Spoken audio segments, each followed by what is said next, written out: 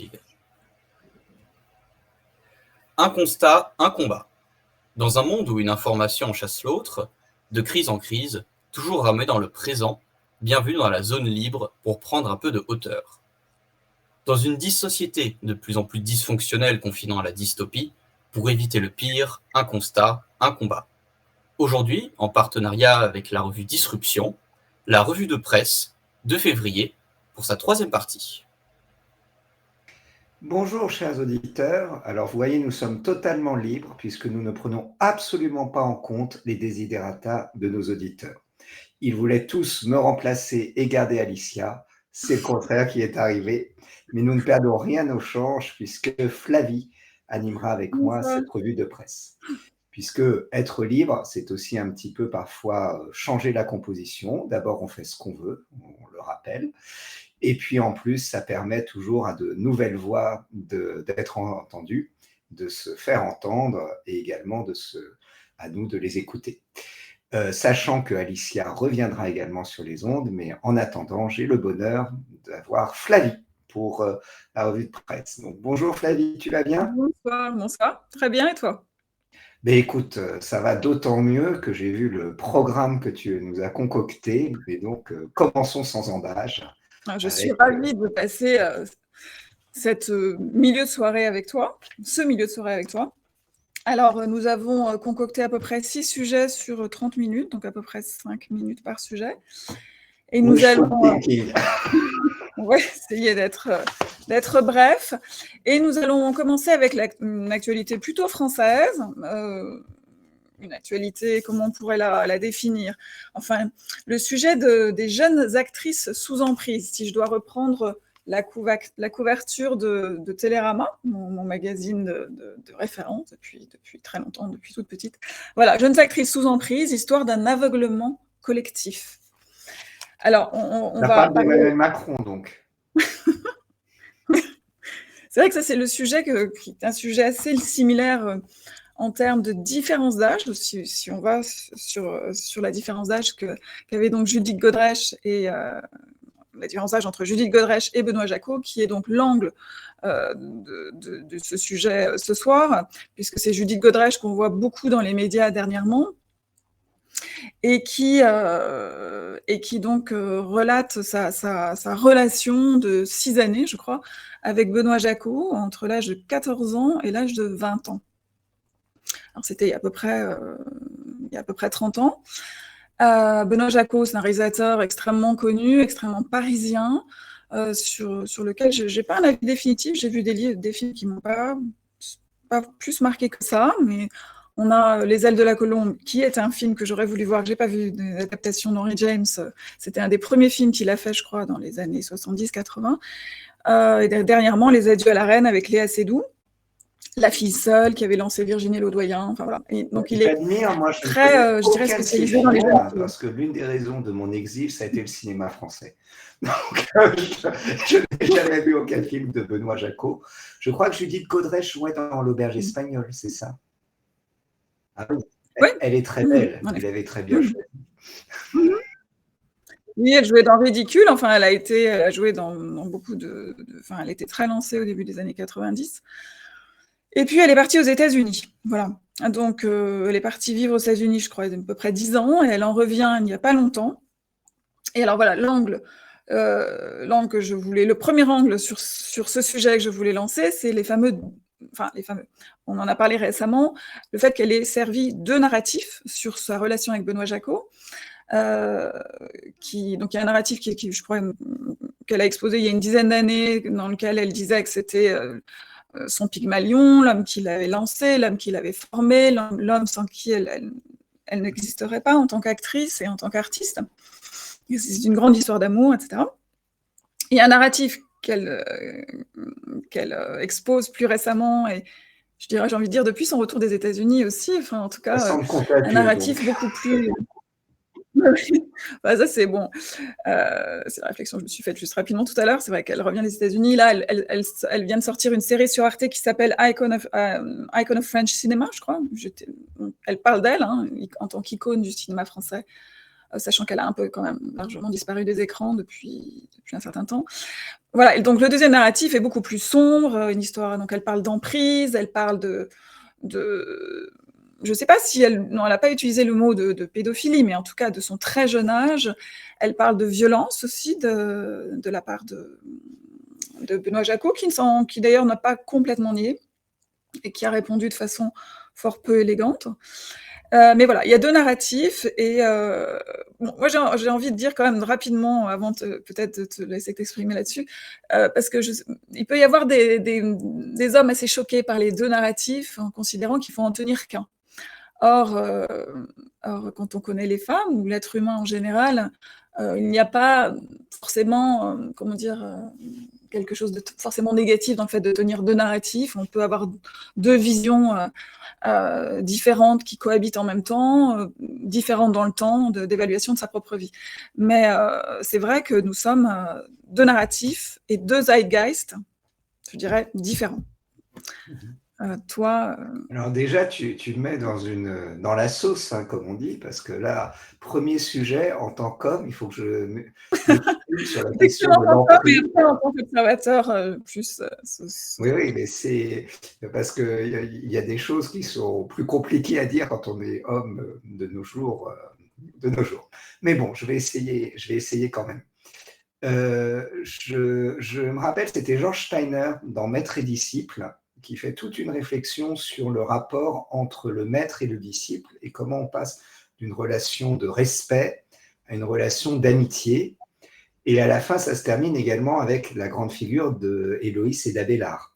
Et donc là, ça devient plus que de l'amitié, ça devient même, franchement, un petit peu tendax. Et d'une certaine manière, c'est quelque chose qui est inscrit dans la culture. Et je me rappelle, par exemple, que sous le Second Empire, eh bien, quand Victor Duruy proposait la scolarisation des filles, on disait attention, elles vont tomber sous l'emprise, elles vont tomber de leur professeur. Est-ce que Monsieur Victor Duruy sera le témoin du mariage, etc., etc. Donc en fait, c'est une vieille idée, la question de l'emprise des hommes sur les femmes, à partir du moment où justement il y a une relation de pédagogie, une relation forte. Après, je crois quand même que c'est un petit peu plus de l'ordre du fantasme, et que c'est plus la marque, dans le cas de Godrèche, si j'ai bien compris, d'une personnalité fragile, parce que elle vient d'une famille divorcée, donc forcément, elle peut se chercher des substitutions à ce niveau-là. Donc c'est quand même déjà à la base une psychologie fragile, une psychologie friable. C'est-à-dire que surtout, là je t'interromps très rapidement, c'est qu'elle accuse Benoît Jacot, bien sûr, et aussi donc la presse, le milieu culturel d'avoir été complice de tout ça, mais les premiers coupables sont quand même les parents qui ont accepté qu'elle parte vivre dès l'âge de 14 ans dans un contexte conjugal.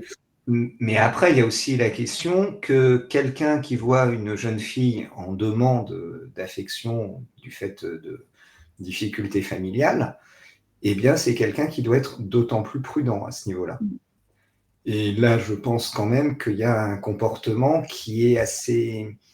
Enfin, qui, moi, me pose un vrai problème en termes de morale. C'est-à-dire qu'un professeur, par définition, doit accepter, ou un Pygmalion, ou une muse, doit accepter qu'il est le passé. Et que les gens qu'il va former sont l'avenir. Et d'une certaine manière, l'idée de coucher avec Judith Godrèche, c'est d'une certaine manière vouloir absolument se cramponner avec le futur. Et c'est quelque chose, moi, qui me semble très malsain dans la relation d'un adulte avec un jeune fragile. C'est là encore, moi, quelque chose qui m'interroge beaucoup dans la relation, par exemple, entre Emmanuel Macron et Brigitte Macron. Qu'est-ce que ça signifie d'un jeune, d'être avec quelqu'un de très vieux, dont il sait qu'en réalité, il représente le passé. Donc je crois qu'il y a un vrai problème à ce niveau-là de génération, de la place de l'adulte, qu'en fait, comme l'adulte veut la jeunesse éternelle, eh bien, il devient une sorte de vampire. Et lorsqu'il voit un jeune qui est fragile, plutôt que de le renforcer, il va le vampiriser. Et moi, là-dessus, j'avoue que je vois pas comment quelqu'un peut se mettre en couple avec une jeune fille de 14 ans. Heu, d'un point de vue de maturité, on Mmh. s'ennuie avec une jeune fille de 14 ans. Oui, déjà, c'est une démarche assez étrange et donc c'est forcément, c'est vrai, une démarche, de domination sans vouloir utiliser des mots trop forts, mais c'est forcément une démarche, qui dénote, une certaine, oui, besoin de dominer et peut-être, aussi une sorte bon, ça dans le cas de Benoît Jacot, je crois qu'il y a une perversion narcissique assez évidente vu la façon dont il s'exprime. Mmh. Après, ça a toujours existé, donc je sais pas, on le décrit comme si c'était quelque chose de particulièrement dû, à la société occidentale déjà, de récent, ça a existé de tous les temps et les histoires de domination, surtout dans les histoires de d'amour sont de tout temps. Donc je pense que le sujet n'est pas forcément extrêmement bien traité et par le bon angle et ça tourne un petit peu en rond. Heu, Bah, c'est vrai que par nature, l'amour, la passion est une emprise.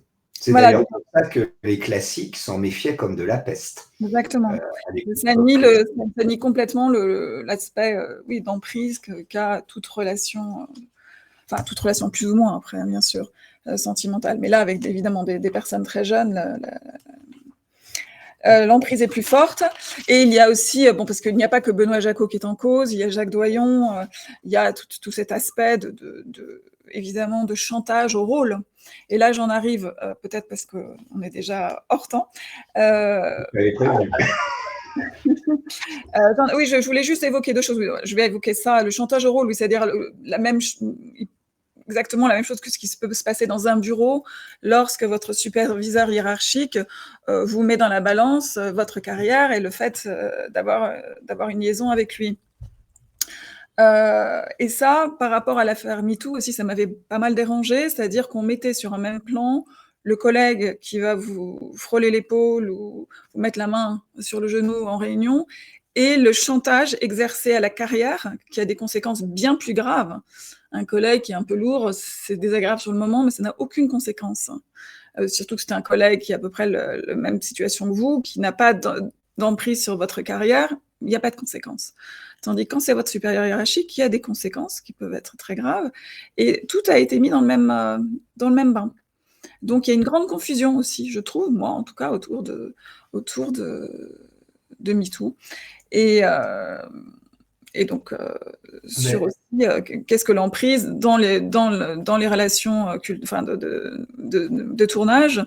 Bon, l'emprise, c'est aussi le fait que c'est le réalisateur ou c'est le producteur et qu'il a la main sur votre carrière. Donc ça, c'était un premier angle.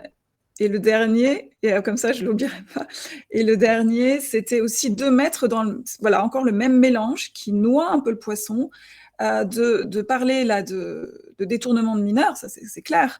Mais pour le coup, il y a quand même un sujet dont on a peu le droit de parler aujourd'hui, parce qu'on est très très vite traité de conspirationniste, c'est les réseaux pédophiles purs et durs, et qui concernent des enfants encore bien plus jeunes. Alors c'est aussi un peu étrange, vous voyez, qu'on mette autant ça en valeur, et le reste est totalement écarté des médias, et ceux qui abordent le sujet, tu te souviens de la sortie de Sound of Freedom, qui était, le Télérama, par exemple, a fait une critique absolument épouvantable. D'ailleurs, je ne pense pas que c'est un grand film. j'étais désabonné, non, quand même pas. Non, même pas, voilà. Mais c'est vrai que je ne suis pas sûre que ce soit un grand film, je ne l'ai pas vu en fait. Hein. Mais on aurait pu au moins se dire que le sujet méritait d'être traité. Or, je n'ai pas la critique en face de moi, mais la critique était absolument pernicieuse. C'est-à-dire, même le sujet était vu comme un sujet totalement réactionnaire. Donc, vous voyez, tu vois, c'est là où je trouve que c'est assez... Là-dessus, donc, sur la question de la pédophilie, ce qui est frappant, c'est que c'est quelque chose qui s'est énormément diffusé dans les réseaux sociaux, notamment auprès de la jeunesse, le fantasme de la pédophilie. Et ça, c'est assez inquiétant pour notre futur politique, dans la mesure où, historiquement, quand ça s'est, par exemple, répandu, dans la France du XVIIIe siècle, avec les enfants perdus de l'hôpital général, qui auraient été achetés par des nobles pédophiles, etc., en général, ça montre une crise de confiance extrêmement grave de la population vis-à-vis des élites. Et je me demande si ce n'est pas une des raisons pour lesquelles c'est un sujet si tabou que ça, parce qu'en réalité, au-delà de la réalité, ça montre un malaise politique absolument extraordinaire.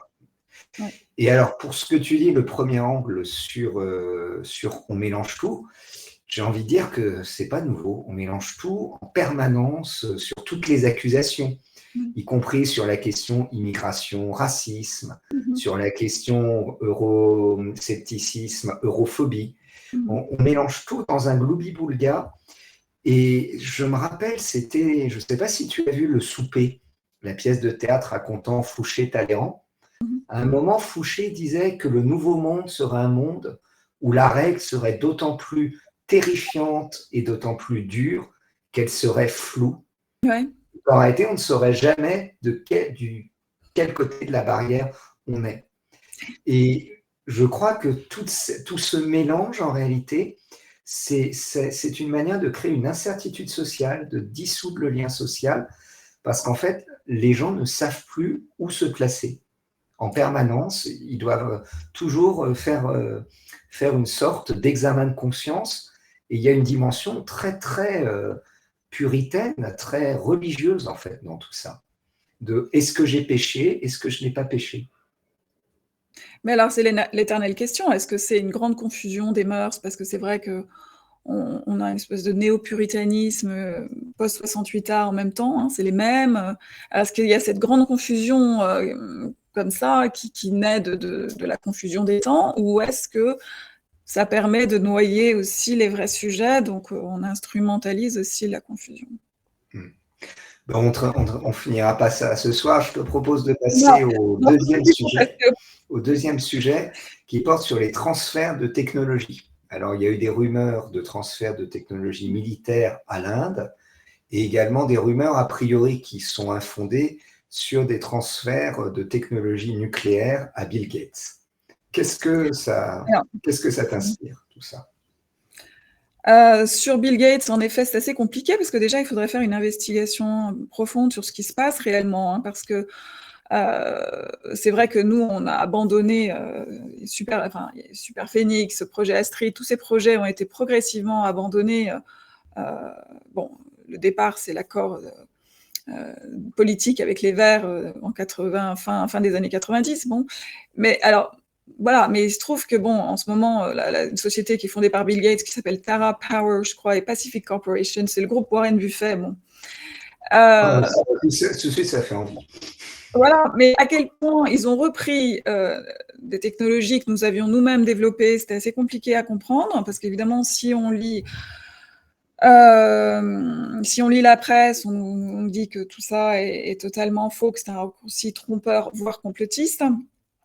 Mais c'est vrai que il y a un travail à faire. Moi, je peux pas trop sur Bill Gates, je peux pas dire grand-chose. C'est vrai que nous, on a fait beaucoup de recherches qui ont été financées par nos impôts, et c'est vrai que tout ça est un peu tombé complètement en désuétude. Après, est-ce que de cette technologie-là, est-ce que a été reprise pour en tout cas passer au privé, parce que c'est toujours un peu le sujet en fait, hein. Ce sera surtout le sujet du deuxième point, qui est la rencontre de Emmanuel Macron et du Premier ministre indien sur le transfert de technologies dans le secteur de la défense. Là aussi, ça s'inscrit un petit peu dans la longue liste de la braderie des grands fleurons industriels. Je souhaite d'ailleurs faire référence au livre de Laurent Izard, La France vendue à la découpe, hein, qui est un livre remarquable, qui est sorti il y a à peu près 2-3 ans et qui fait le décompte de la grande braderie. Et c'est assez impressionnant. Alors là, c'est vrai que là, il paraît qu'il y a à peu près 100% de technologie transférée de Safran vers l'État indien, parce qu'en fait, nous, on transfère quelque chose qui est maintenant, parce que plutôt issu d'une multinationale, puisque Safran est à peu près maintenant une multinationale française, qui est une identité un petit peu hybride, vers, en tout cas, des technologies qui sont, elles, complètement monitorées par l'État indien. Donc c'est ça tout le problème dans l'affaire. Et puis, c'est vrai que comme la Chine qui maintenant exporte du matériel TGV en Europe, hein, on a fait un transfert de technologie vers la Chine qui maintenant nous réexporte du matériel TGV moins cher que nous le vendions, l'Inde va peut-être pouvoir de la même façon vendre des Rafales aussi au monde entier pour moins cher. Donc ça paraît complètement absurde. Et en même temps, ça dépend sur quelle échelle on se place. C'est-à-dire que ça paraît absurde en termes de souveraineté, évidemment, mais c'est un sujet qui est un peu désuet, mais complètement logique dans le terme, si on se place dans une focale qui est plutôt transférer toutes ces technologies vers le secteur privé, vers le secteur privé financiarisé et mondialisé. Donc c'est transféré vers d'autres intérêts. Est-ce que je me fais comprendre ? Oui, c'est toujours l'ambiguïté parce que, d'une certaine manière, quand on regarde les succès de vente, d'exportation d'armes de la France, notamment dans les années 60, 70, c'était parce qu'on vendait du matériel no strings attached, que globalement des puissances intermédiaires. Qu'est-ce que tu appelles exactement no strings attached ? C'est-à-dire de l'équipement. Quand on achète par exemple un F-16 américain, en réalité, les Américains conservent la maîtrise de l'utilisation stratégique du F-16. Parce que du fait de la maintenance, du fait des pièces, etc. C'est pour ça, par exemple, que quand la Pologne avait acheté des F-16 en 2004, ça avait choqué l'Union européenne parce que d'une certaine manière, c'est avoir un moyen qui fait de vous, de facto, un vassal américain. Mais c'est ce qui s'est passé avec Alstom et les turbines Arabelle. Hein. Exactement. Et c'est là-dessus où je pense que des transferts de technologie vers les Américains, vers les États-Unis, il y avait aussi eu l'affaire des lunettes de vision, des nocturnes françaises, un fleuron qui avait été aussi donné aux Américains, enfin vendu. Ça pose un problème parce que les Américains sont vraiment nos concurrents. En fait, ils sont sur le même créneau également de vente de matériel militaire. Mais d'un autre côté, les pays intermédiaires qui veulent jouer la carte de la multipolarité peuvent vouloir du matériel français parce qu'ils voient dans ce matériel la possibilité d'être opérationnel de manière souveraine à une échelle stratégique, ce que n'offre pas le matériel américain. Donc c'est un avantage des Français, à condition néanmoins que la France apparaisse comme un partenaire fiable. Et là-dessus, après la résiliation unilatérale du contrat pour des bateaux de marine à la Russie, suite aux événements ukrainiens, si je me rappelle bien, c'était en 2016, eh bien, ça a décrédibilisé énormément la France à ce niveau-là. Et du coup, c'est un partenaire qui apparaît beaucoup moins fiable. Mais là encore, sur les transferts de technologie, ça me choque moins des transferts de technologie à destination de l'Inde, notamment des transferts de technologie d'un point de vue militaire. Parce que bon, le TGV, c'est déjà en fait une technologie qui n'est pas... donc c'est un fleuron, mais des années 80 quand même, le TGV. Donc d'une certaine manière, je pense que c'est plus facilement reproductible que des technologies militaires. Notamment pour un pays comme l'Inde qui a une base industrielle qui n'est pas celle de la Chine. Et en plus, il y a aussi une deuxième chose, c'est que dans un monde multipolaire, par nature, l'Inde, la Chine, le Brésil vont avoir des exigences de plus en plus fortes en termes de souveraineté. Exigences auxquelles n'abonderont pas les États-Unis. Et donc, si c'est un transfert de technologie, mais qui permet d'une certaine manière de bâtir une relation multipolaire, qui permet à la France de trouver d'autres alliés que l'allié américain sur lequel nous sommes vraiment en coopération frontale, parfois ça peut peut-être avoir un sens. Là-dessus, j'ai peur qu'en France, on se crispe beaucoup sur ces questions de transfert de technologie, de souveraineté, qui de toute façon ont toujours un petit peu existé. Oui, mais si c'est pour que ça leur permette de vendre, d'être à terme nos concurrents, en vendant des produits moins chers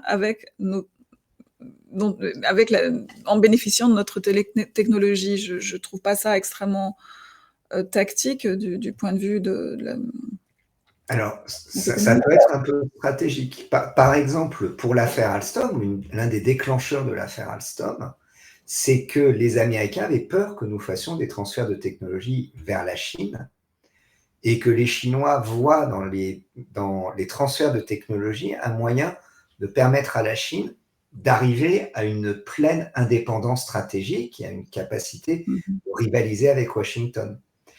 Et Mhm. là-dessus, je sais que je me fais un peu l'avocat du diable, Non, hein, mais c'est très complexe, oui, c'est vrai que c'est toujours encore plus complexe qu'on ne le pense. parce que est-ce que c'est pas l'intérêt sur le très long terme stratégique de la Mhm. France d'aider ces pays à devenir de vraies puissances souveraines dans un monde Ah, multipolaire oui, oui. pour Mhm. pouvoir jouer un petit peu l'entremetteur entre un camp occidental qui de toute façon n'acceptera jamais la France comme puissance souveraine, puisque ça sera toujours les États-Unis, et ce monde multipolaire qui sera peut-être plus ouvert. Oui, et en même temps,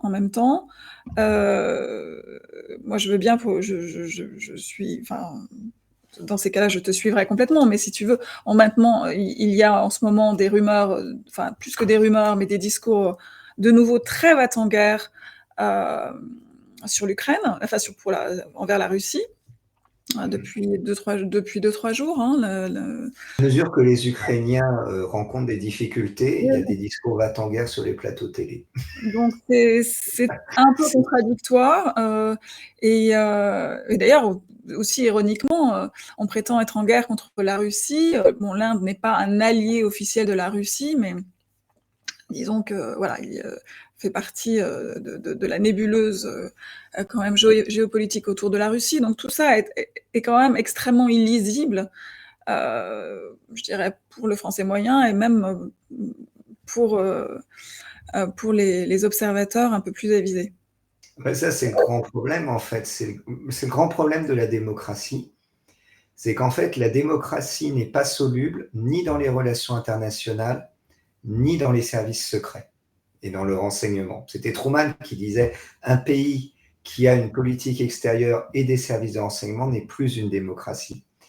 Et je crois malheureusement que c'est pour ça qu'en tant que commentateur, on doit reconnaître nos limites. C'est qu'en réalité, il n'y a jamais de débat démocratique, que ça soit en France ou aux États-Unis. C'est ce que disait Perry Anderson, par exemple. En fait, il n'y a jamais de débat démocratique sur quelle est l'utilisation de nos services de renseignement et quelle est en fait l'utilisation de nos services diplomatiques. Et ça, malheureusement, je crois que c'est quelque chose que nous n'arriverons jamais à contourner. Parce que la diplomatie est secrète. Il y a Lénine qui a tenté de faire la diplomatie à ciel ouvert. Ça n'a pas duré très longtemps. Eh Oui, bien, voilà. En effet, oui, j'avoue que tout ça laisse un peu sans voix.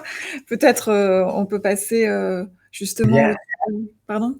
oui, Oui, entendu. Donc, en se posant à Mayotte oui, à maintenant. Mayotte, mais alors oui, là j'avais peut-être envie justement de glisser juste un peu pour terminer sur l'Ukraine, parce que ça avait une forme de logique, et de revenir à Mayotte plus tard, comme tu veux. Je t'en prie, je t'en prie. Justement, la petite musique qu'on entend depuis 2-3 jours. Bon, il y a aussi aujourd'hui, je crois ce matin, la Norvège qui est alerte sur la Russie qui prendrait le dessus. Hein, ça c'est venu de, de la Norvège ce matin. Je ne sais pas Sans si tu entends. déconner. C'est Non, comme, il y a les gens qui découvrent l'Amérique, il y a les gens qui découvrent le fil à couper le beurre. Dans les deux cas, c'est des inventeurs et je non, tire mais mon chapeau. bon, cette annonce, non, mais cette annonce. Alors, quel était le but réel de cette annonce? C'était de dire il faut repartir en guerre. C'était pas très clair. Mais aussi, j'ai entendu parler d'un accord d'intention entre les Pays-Bas, l'Allemagne et la Pologne pour créer un couloir militaire vers, pour pouvoir acheminer éventuellement des armes vers l'Ukraine. Bon, voilà, il y a des choses comme ça qui Il y en a sont. encore des armes. Je croyais que les stocks étaient Oui, alors, vidés. oui, je suis pas, j'entends parler de voilà toutes sortes d'armes. Je suis pas du tout capable de faire l'état des lieux des armes aujourd'hui, mais à la limite maintenant, mais c'est pas tellement mon sujet. Mais aussi, je tenais à commenter rapidement une émission que j'ai regardée hier soir qui s'appelle C'est politique, qui est l'émission de deuxième partie de soirée sur France, sur le service public, l'émission politique. C'est à peu près la seule qu'il y a en ce moment. On a eu Ce soir ou jamais, c'était des grands moments. Là, C'est politique, c'est un petit peu moins intéressant. C'était un moment moins intense. C'est moins intense, c'est bon. Et il y a vraiment un appel. Alors, il y avait sur le plateau rapidement Nathalie Loiseau, Et un monsieur qui s'appelle Nicolas Tenzer, que je connaissais mal, mais que j'ai appris à connaître hier, qui m'a semblé extrêmement radicalisé. Mieux ou moins bien que Nathalie Loiseau? Ah, c'est très différent. Ils sont... c'est-à-dire que... Non, Nicolas Tenzer, après, elle a démonté la Russie. Et Nathalie Loiseau trouve qu'on a été beaucoup trop gentil avec les Russes jusqu'à présent et qu'il est temps de sévir. Je me rappelle, c'était un article de Je suis partout en 1944 de Lucien Rebattet qui disait « Nous avons été trop gentils », mais c'était pas avec les Russes qui disaient ça. Donc, si vous voulez, les gens qui disent « On a été trop gentils avec l'adversaire », c'est qu'ils voient leur adversaire comme des ennemis. Et par définition, quand on voit l'adversaire comme un ennemi, c'est qu'on est sur une pente très glissante qui montre deux choses. Soit qu'on est en train de déshumaniser l'adversaire, et c'est jamais bien, soit qu'on est en train de se rendre compte qu'on est impuissant vis-à-vis de l'adversaire, et donc on essaie d'en rajouter dans la rhétorique martiale. Ils ont été comme ça sur ce plateau depuis le début de la guerre. La seule opposition, enfin la seule, je dirais... Imagine si les Russes entrent dans le plateau pendant le tournage. Non, mais la seule parole contradictoire, c'est Pascal Boniface, qui tente de son mieux d'intervenir, qui tente de se faire entendre, mais sa voix est assez affaiblie. Et puis je termine juste sur Nicolas Tenzer, qui considère qu'il y a plus de néo-nazis en France qu'en Ukraine. En Ukraine, il y a seulement 1%, dit-il. En France, beaucoup plus. Alors, il y avait Jean-François Colosimo sur le plateau qui a quand même du mal qui levait les yeux au ciel. Enfin bon, ce sont des moments d'anthologie. Je pense qu'on reverra ça plus tard avec... parce que c'est consternant de médiocrité en réalité. Le niveau du débat est très très très bas. Oui, mais là-dessus, il y a 1% par exemple, de néo-nazis dans l'armée ukrainienne. J'avais vu une fois un article du Monde, non, c'était sur le bataillon Azov. Il disait, oh, ils sont qu'1%. Et puis, je m'étais amusé à regarder les sources historiques. Ils étaient 1,5% de SS dans la Wehrmacht. Donc, comment dire, en fait, les statistiques, ça veut tellement rien dire. C'est tellement... Ce qui est extraordinaire, c'est que vous avez quelqu'un qui vous dit, il n'y a que 1%. Donc, c'est pas grave. Donc, alors que pour la France, ce serait très grave. Enfin, c'est quand même un concept de malhonnêteté intellectuelle impressionnant. Bon, passons à Mayotte. Pardon. Si je peux rajouter un truc sur l'Ukraine, moi, ce que je trouve toujours très triste, c'est pour vivre quand même près de la zone de front. Je vois beaucoup d'Ukrainiens, je vois le prix du sang que paye ce peuple dans cette guerre qui dure maintenant depuis 2 ans. Et je pense qu'il y a une forme d'indécence, au-delà de la question de savoir la guerre et tout. Je trouve qu'il y a une forme d'indécence sur les plateaux télévisés français. À la guerre de gens qui sont dans leur fauteuil, de jeunes journalistes bruchisés qui sont dans leur fauteuil et qui passent leur temps à vouloir envoyer des gens au hachoir à viande. C'est le mot qui est utilisé. Oui, moi, c'est quelque chose, je trouve que c'est une forme d'indignité et c'est bien triste. Bon, passons à Mayotte en parlant d'indignité. On parle de Gérald Darmanin, donc quand même, on est raccord. Alors Mayotte, donc la crise que l'on connaît, le fameux propos de Darmanin sur le droit du sol. Donc la moitié de la population à Mayotte est étrangère, je crois à peu près, et un tiers serait sans papier, à peu près, sans dire de... mais bon, donc le droit du sol serait remis en question, mais enfin les étapes de révision constitutionnelle seront très très longues. Je pense qu'on est loin du compte. Et en revanche, on nous a évoqué le principe du visa territorial. Je ne sais pas si tu as entendu cette expression. Ça me rappelle l'URSS, ça.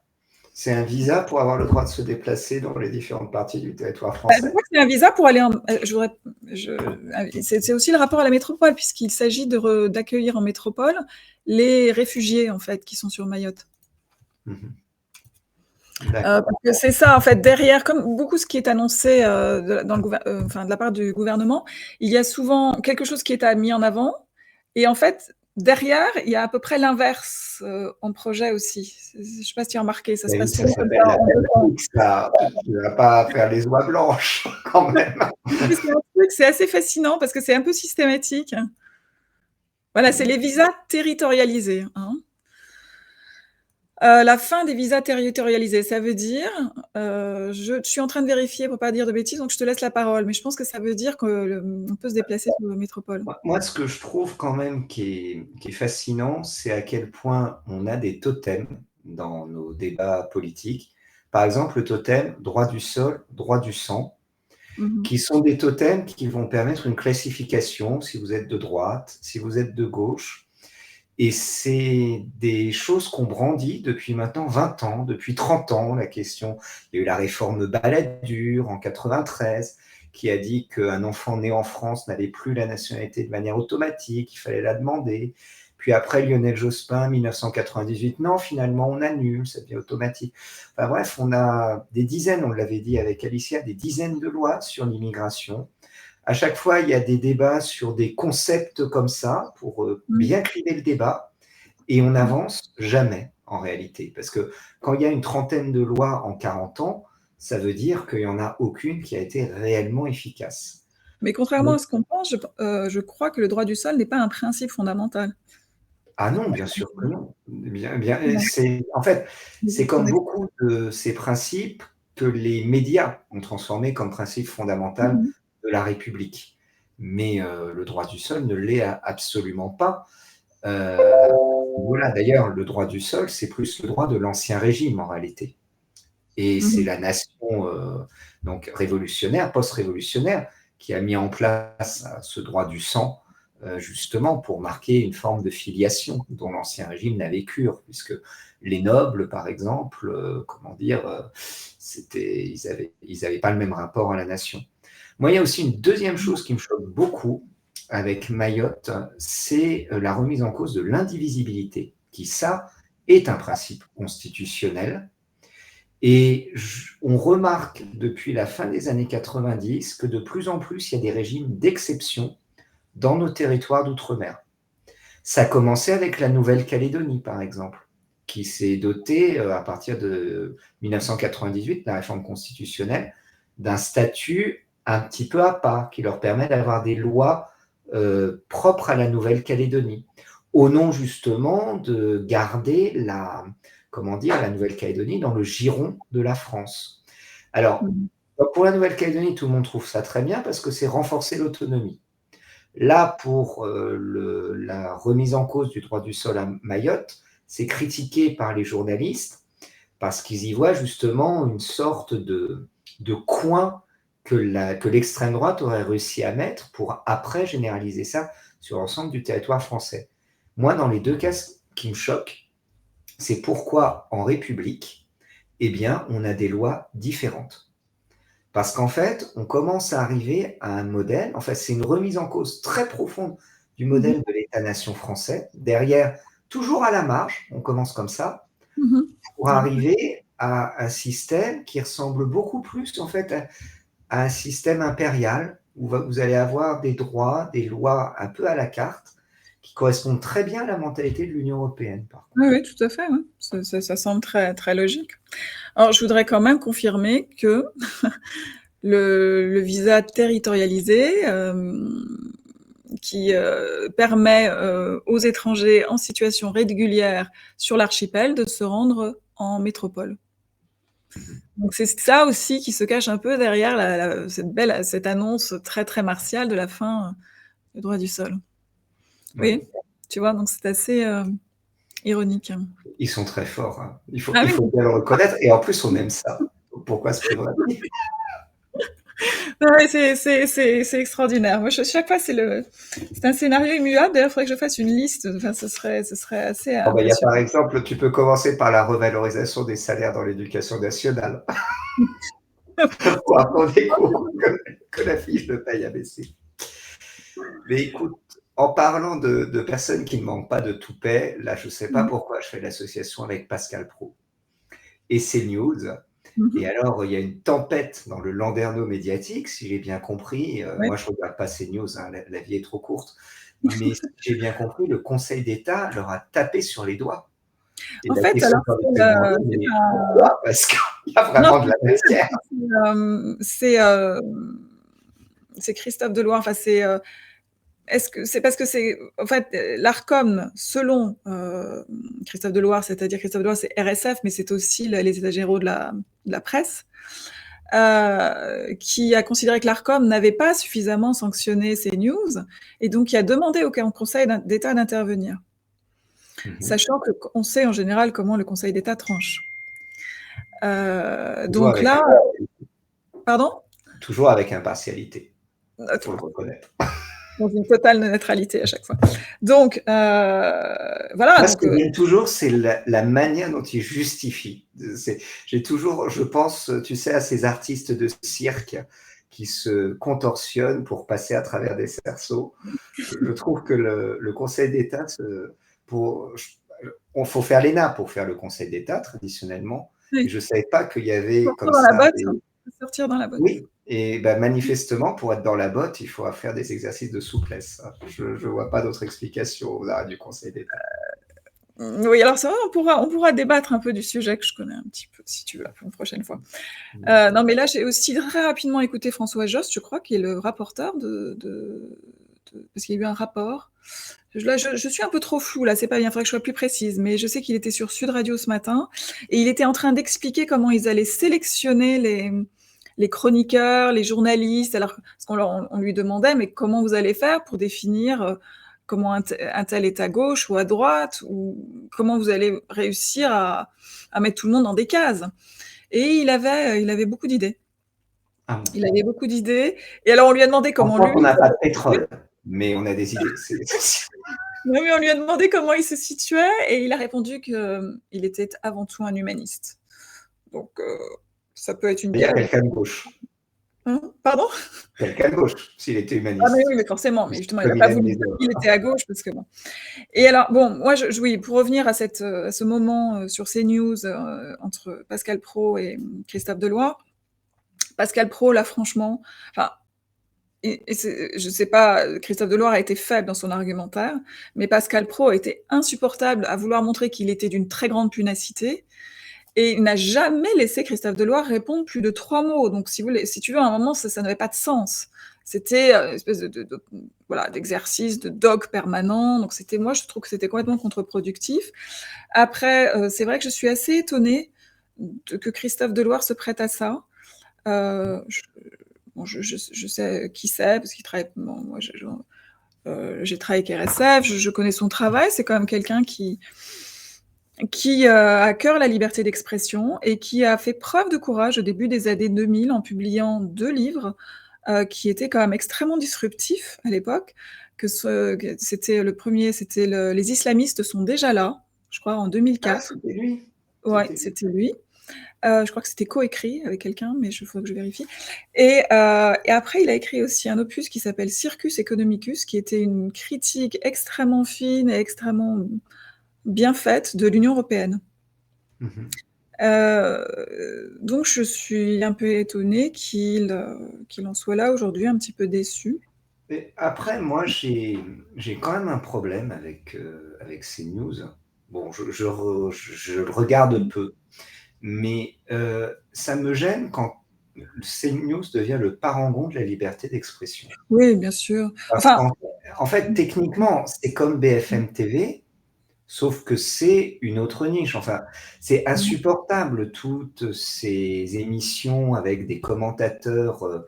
On a l'impression que c'est la réunion des alcooliques anonymes. C'est un peu le PMU, c'est vrai que c'est pas d'un très haut niveau, mais il faut le reconnaître, ils ont quand même parmi leurs chroniqueurs des gens comme Julien Drey. Non mais je parle de diversité. Oui. Hein. Julien Drey, Olivier d'Artigol, Joseph Massescaron, qui sont que des personnes qui viennent, ils viennent de la gauche. Donc ils font cet effort-là, qui n'est absolument pas fait sur le service public. Enfin, encore une fois, je reparle de cette émission C'est politique. Au mieux, on a Pascal Boniface entouré de 6 autres personnes. Oui. Donc, je trouve incroyable qu'on reproche à une chaîne privée, en plus, qui normalement est libre, on n'est pas... Enfin, je veux dire, ça peut être une chaîne d'opinion, enfin, elle peut être complètement à droite si elle veut, normalement, c'est une chaîne privée, alors que le service public ne fait pas preuve de diversité, au nom d'une neutralité qui n'est pas neutre, c'est tout le débat de la neutralité du service public. À partir du moment où, de toute façon, on considère que dans le débat, il y a des arguments qui sont recevables et d'autres qui ne le sont pas, en fait, toute cette vision de la, comment dire, de la pluralité est biaisée. Ouais. Parce Mmh. que si dans ces politiques, brutalement, un commentateur se déclarait pro-russe et disait, un petit peu comme Laval, je souhaite la victoire de la Russie, bah, tout de suite, il sortirait il sortirait du cercle de la raison. Et donc, il ne ferait pas partie de la pluralité. Et C'est-à-dire là-dessus, qu'à partir du moment où on définit une raison, il ne peut pas y avoir de pluralité, puisqu'il y a une raison. oui, bah, C'est ça. c'est un petit peu comme l'Assemblée nationale en 1789. Au début, quand le tiers-État se révolte, lorsque les États-généraux se réunissent, il y a une vraie pluralité. Sauf Mmh. que, au fil du temps, tous les gens qui ne sont pas d'accord avec la Révolution bah, se barrent. Mmh. Et les gens se retrouvent à discuter entre eux. Et je crois que c'est un petit peu aussi la manière dont fonctionnent les médias et les médias de service public. Parce que à l'heure actuelle, faudrait faire venir Emmanuel Todd, en fait. Mais c'est l'un Est-ce des que c'est très pas rares tout intellectuels simplement, qui ont est-ce nuancé sur la guerre en Ukraine.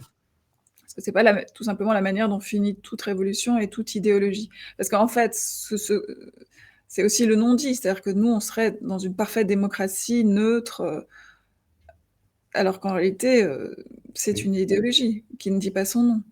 La neutralité, de toute Ouais. façon, c'est comme si tout le monde avait du lait à la place du sang dans les veines, quoi. Mmh mh. La neutralité n'existe pas. Qui Mmh. prétend être neutre à ce niveau-là Bah, et le terme. c'est la phrase qui est en exergue du Monde, je crois.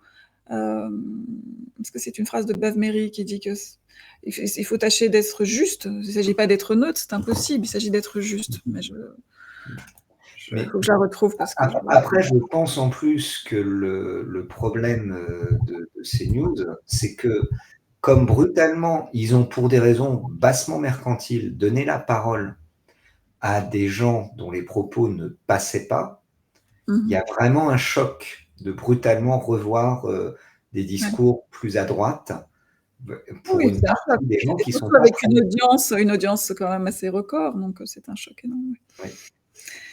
Mais ah oui, l'argument, il y avait juste pour terminer un argument de Christophe Deloire qui était quand même très fallacieux, puisqu'il part de l'argument de dire qu'il y a eu un sondage, qu'ils ont fait un sondage, et qu'il y aurait une demande très forte des Français pour plus de pluralisme.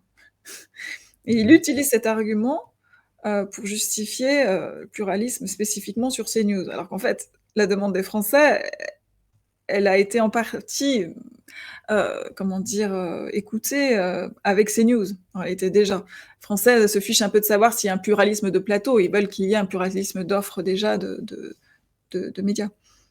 Oui, après, moi, je me demande si quand même les Français, ce qui les intéresse, ça serait pas un vrai pluralisme de point de vue. Parce que quand on regarde enfin, les plateaux de CNews, c'est quand même toujours un peu les mêmes vieilles Alors, à part rengaines. c'est vrai qu'à part se permettre de parler de l'immigration, qui est un sujet dont on ne peut parler nulle part, sur, le reste, il y a pas grand-chose. Sur la guerre en Ukraine, Mhm. ça a été extrêmement la plupart du temps, extrêmement, extrêmement mainstream et sur, l'économie, il y a pas grand-chose. Enfin, en fait, Et tout, c'est tout très précis. simplement sur les conditions de vie des Français, sur les questions de l'urbanisme, sur les questions de l'agriculture, sur les questions Sur des transports. l'agriculture, là, ils en parlent d'ailleurs, il y a heu, un retour des soulèvements là et ils en parlaient ce soir, j'ai jeté un coup d'œil. Donc ils en parlent et ils Leur font faire un pas mauvais procès, peut-être, peut-être. mmh, J'avoue que moi, je trouve que c'est toujours un peu les mêmes anciennes qui reviennent. Mais bon. Ce qui est certain, c'est qu'on leur fait des problèmes parce ils ont mmh, brisé le monopole d'une ouais, certaine coterie.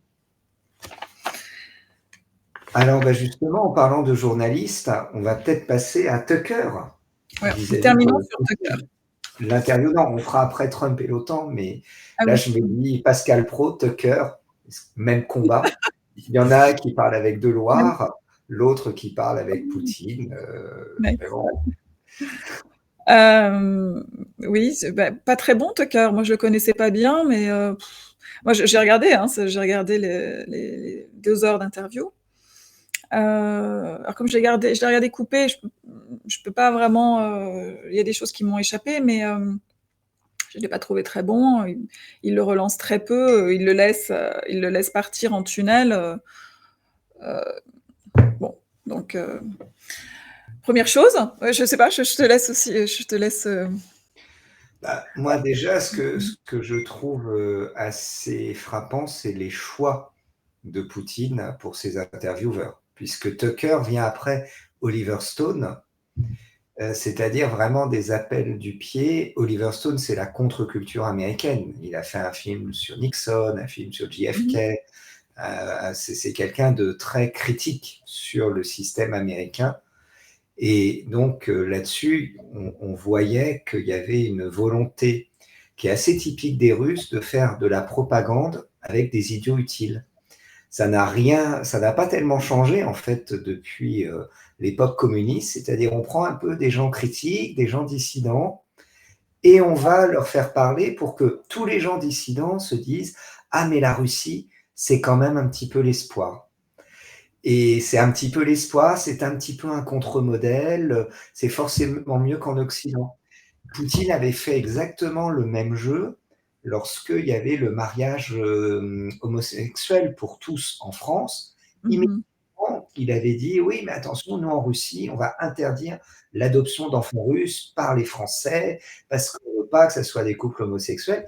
Et immédiatement, il y avait toute une partie de la société française qui est un peu la partie laissée pour compte du progressisme qui fait à la Russie des yeux de chimène. Comme du temps de l'URSS, c'était la partie progressiste de la société française qui faisait des yeux de chimène. Ah oui, c'est vrai, c'est un bon parallèle, oui. Mais on voit en fait que les Russes, je pense, alors je suis désolé pour les parties minoritaires et marginales de la société française, je pense qu'ils n'en ont rien à faire de votre gueule en fait. Je pense que Poutine, il ne veut ni défendre la vision du mâle blanc hétérosexuel de plus de 50 ans en France, tout comme Lénine ou Staline ne voulaient pas la révolution en France en 1945, sinon ils auraient juste eu besoin d'appuyer sur un bouton. Et il y a une forme de naïveté là-dessus des contre-sociétés, des dissidents, pour les appeler, alors avec tous les guillemets possibles, occidentaux. Et là, Poutine, qu'est-ce qu'il voit ?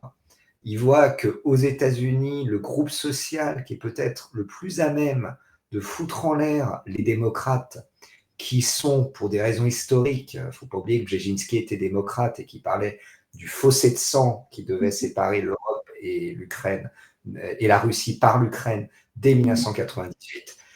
Et d'une certaine manière, pour foutre en l'air les démocrates, il faut jouer sur ces angry white males que représente bien Carson Tucker. Donc, il va parler avec Tucker. Si demain, pour foutre en l'air la France, il faut parler avec Frisk Corleone, il parlera avec Frisk Corleone, Poutine, il n'y a pas de problème. De toute façon, il peut dire ce qu'il veut. Je ne sais pas s'il se fout des Français, comme tu dis. Je pense que ça l'amuse d'observer notre pathétique guerre civile idéologique. Après, qu'il se fout, je suis pas sûre que, je pense qu'il soutient peut-être certains Français quand même. Bon, après, la limite, moi, je pense qu'il soutient avant tout son pays, c'est pas tellement le. Je pense qu'il préfère pour son pays que Trump soit à la Maison Blanche.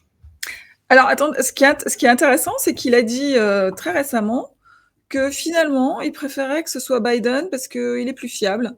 J'ai trouvé ça très, très étrange. Il est plus prévisible, a-t-il dit.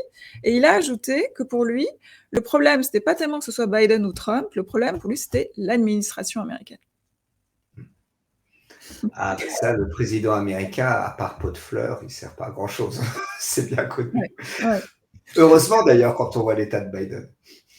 Mais alors, il a aussi ajouté qu'il a été très déçu par la prestation de Tucker. Je trouve qu'il est quand même gonflé parce que c'est Tucker qui lui donne un plateau occidental. C'est la première fois qu'il peut donner sa version de la guerre à l'Occident.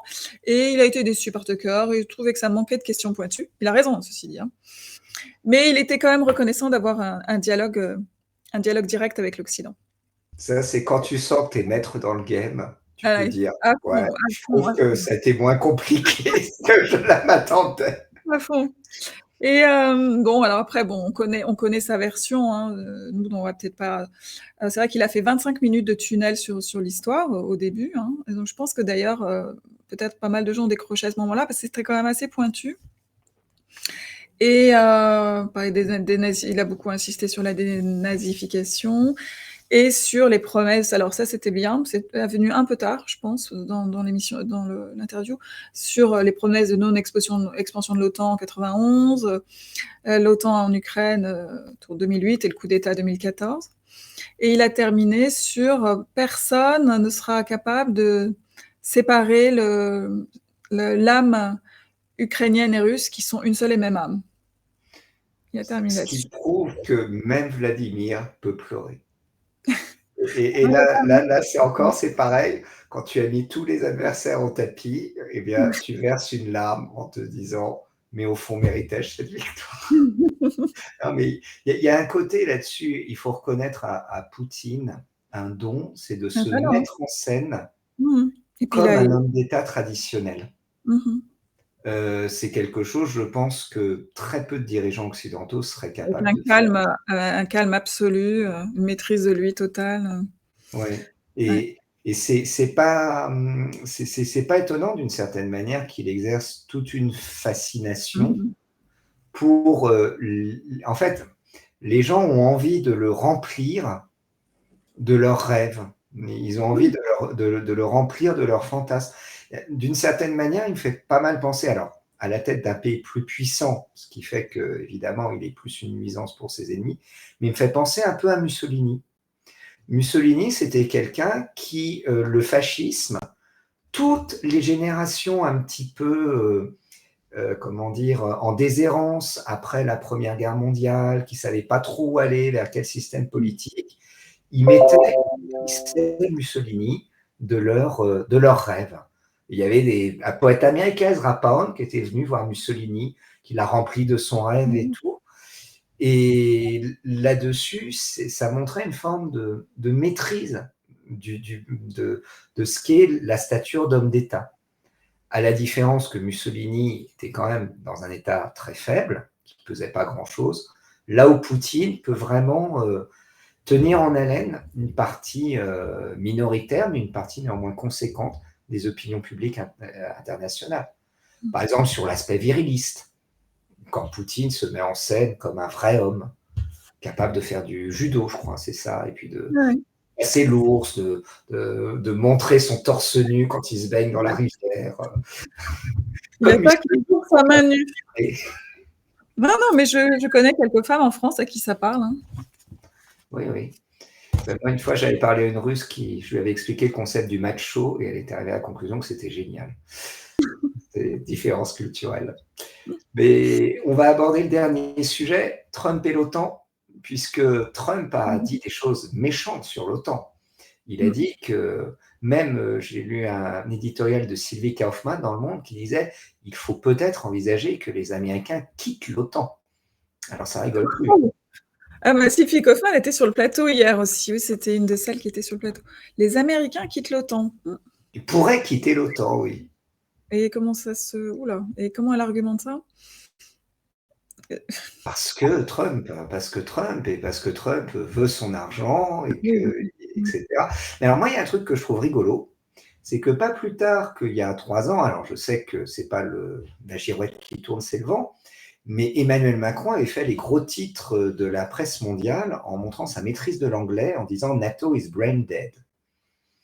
Et d'une certaine manière, ici, Emmanuel Macron faisait une critique très virulente de l'OTAN. Et là, Trump dit à peu près la même chose, mais il n'y a pas du tout la même réception. C'est vrai. C'est vrai qu'il y en a qui peuvent se permettre, d'autre part. Mais surtout, je me suis toujours demandé, quel est ton avis là-dessus, pourquoi Macron a dit ça à cette époque-là? Alors, c'est la question de la défense européenne. De toute façon, c'est toujours le serpent. C'est une espèce d'arlésienne qui ne cesse de s'éloigner à chaque fois. Donc... Et d'autant plus que par le traité de 2005, il est indiqué que la défense européenne se fera uniquement dans le cadre de l'OTAN, ce qui était également dans le protocole additionnel rajouté par le Parlement allemand sur le traité de l'Élysée de 1963. Donc, par définition, pour faire une défense européenne, il faut un partenaire industriel. Partenaire industriel.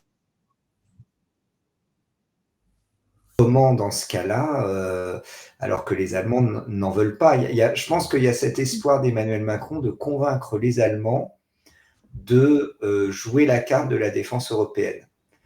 Mais comment le vrai partenaire d'un point de vue industriel, ça serait l'Angleterre. D'ailleurs, Sylvie Kaufmann l'avait dit dans un de ses éditoriaux. Mais le problème de l'Angleterre, on avait commencé à faire le travail avec le traité de Saint-Malo en 1998, mais maintenant l'Angleterre n'est plus dans l'Union européenne. Donc la défense européenne avec qui, c'est quand même assez compliqué à ce niveau-là. Et avec une Allemagne qui va pas bien, en plus, qui se porte assez mal économiquement. En plus. Après là-dessus, Trump qui dit je veux arrêter de financer l'OTAN, d'une certaine manière, c'est l'ancienne de tous les présidents américains quand ils se font élire, de dire ça, parce que c'est un peu le I want my money back de Thatcher. L'OTAN est un outil de vassalisation des Européens. C'est un moyen qui a été conçu pour la guerre froide et qui est maintenu sous assistance respiratoire alors que la guerre froide s'arrête. Alors fort heureusement, maintenant on a une nouvelle guerre froide, ce qui lui redonne sa signification. Mais d'une certaine manière, c'est un moyen pour la vassalisation de l'Europe à un moment où les Américains, en fait, n'ont plus vraiment besoin de leurs vassaux européens. Parce que comme le rappelait le dernier livre de Brzezinski, l'avenir des États-Unis n'est plus en Europe, il est plutôt en Asie. Dans ces cas-là, pour terminer, une question, si c'est le cas, pourquoi s'acharner dans cette guerre contre la Russie? Alors là-dessus, moi, ça me fait beaucoup penser au début de la guerre froide, comme montrait l'historien Winwall, par exemple, où en fait on voit que dans les périodes vraiment de basculement entre 1945 et 1948, ce sont les élites européennes qui essayent de convaincre les Américains justement d'enclencher le mécanisme de guerre froide.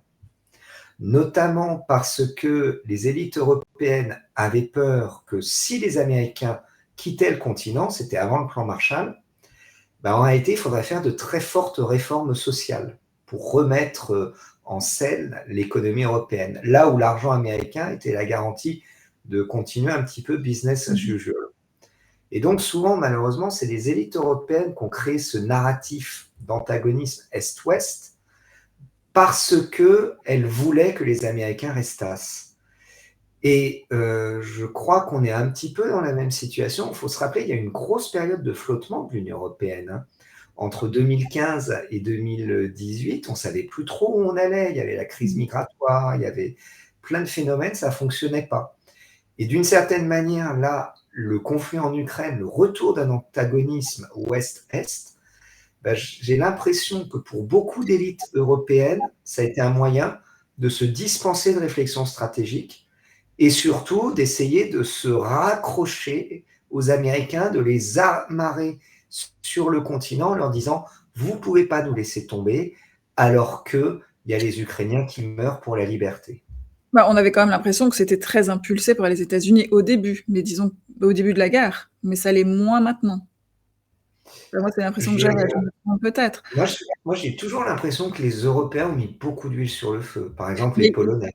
Mais pour te suivre là-dessus, en effet, c'est que c'est un moyen aussi d'amener l'Europe fédérale, l'Europe État qui avait été mentionnée par Mario Draghi. C'est-à-dire cette guerre, c'est une tentative désespérée, je ne sais pas si le mot est très très bien utilisé, mais d'arriver à ça. C'est un des moyens de convaincre la population, mais qui n'est plus très concernée par cette guerre,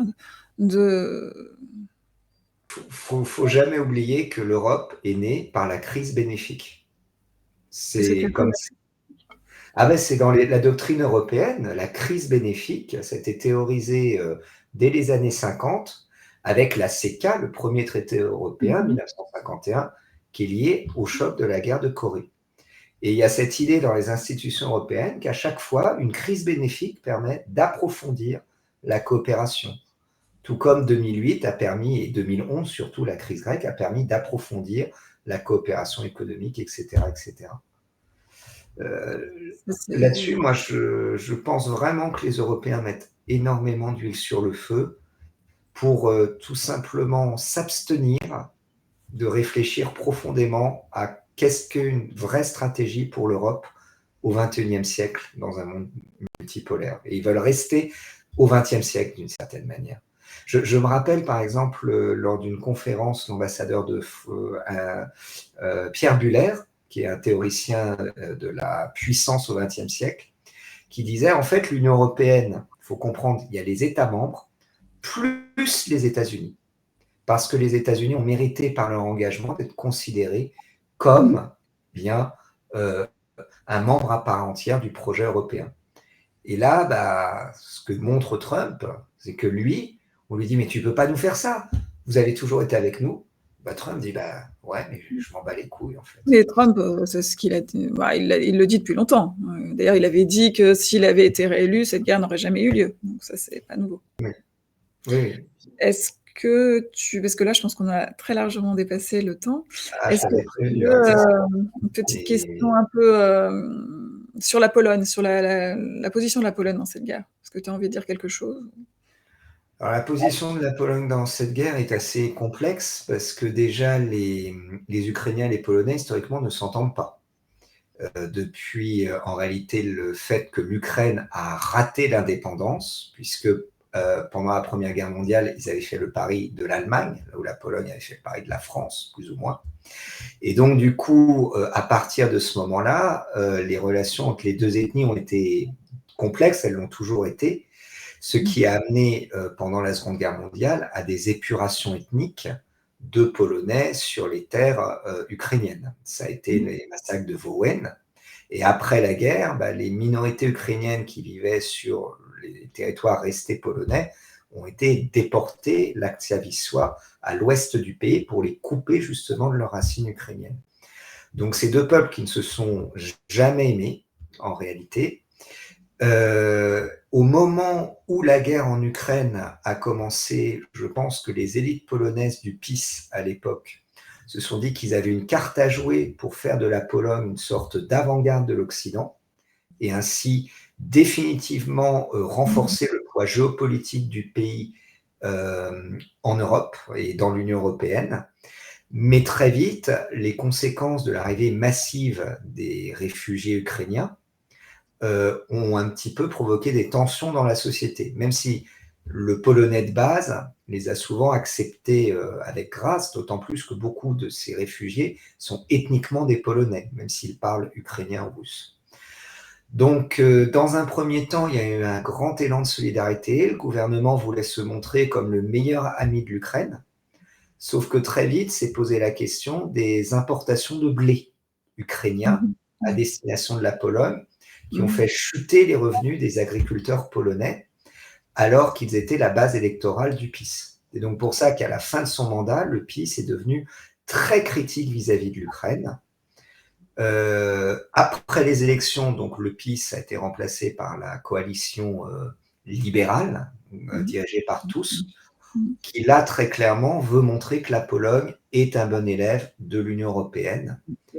Et donc là-dessus, la Pologne va redevenir l'avant-garde de l'Union européenne sur le dossier ukrainien. Paradoxalement, ça les amène en conflit avec les Américains. Parce que je ne sais pas si tu as vu passer l'information, lorsqu'il a été dit, c'est Trump qui a dit à la télévision qu'il ne voyait pas pourquoi les États-Unis paieraient pour la défense d'un gros pays européen qui ne prendrait pas les moyens de se défendre lui-même. Ah, et les Polonais se sont sentis visés, puisque Donald Tusk a répondu sur X à Donald Trump. Voilà. Après, moi, je me ferais beaucoup de soucis pour les